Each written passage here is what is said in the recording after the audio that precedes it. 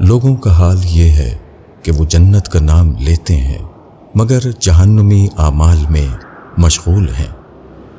اس کا مطلب یہ ہے کہ انہوں نے خدا سے اس کی جنت مانگی ہی نہیں۔ اگر وہ خدا سے جنت مانگتے تو یہ ممکن نہ تھا کہ وہ لوگوں کو ایسے راستوں میں چلنے دے جو انہیں جہنم کی طرف لے جانے والے ہیں۔ یہ ممکن نہیں کہ آپ خدا سے جنت مانگیں اور وہ آپ کو جہنم دے دے۔ آپ خدا سے خشیت مانگیں اور وہ آپ کو قساوت دے دے۔ آپ خدا کی یاد مانگیں اور وہ آپ کو غفلت میں مبتلا کر دے۔ آپ آخرت کی تڑپ مانگیں اور وہ آپ کو دنیا کی محبت میں ڈال دے۔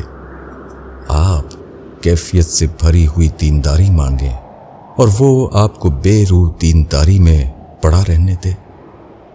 آپ حق پرستی مانگیں اور وہ آپ کو شخصیت پرستی کی کوٹری میں بند کر دے۔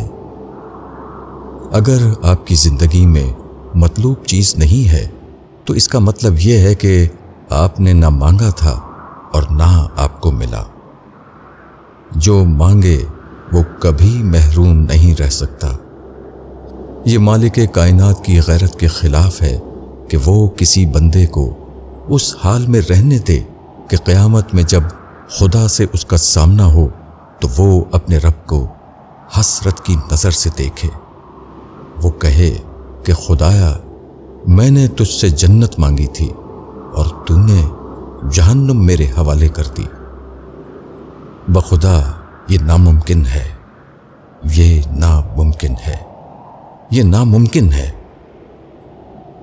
کائنات کا مالک تو ہر صبح و شام اپنے سارے خزانوں کے ساتھ آپ کے قریب آ کر آواز دیتا ہے کہ کون ہے جو مجھ سے مانگے تاکہ میں اسے دوں، مگر جن کو لینا ہے وہ خود منہ پھیرے ہوئے ہوں تو اس میں دینے والے کا کیا قصور؟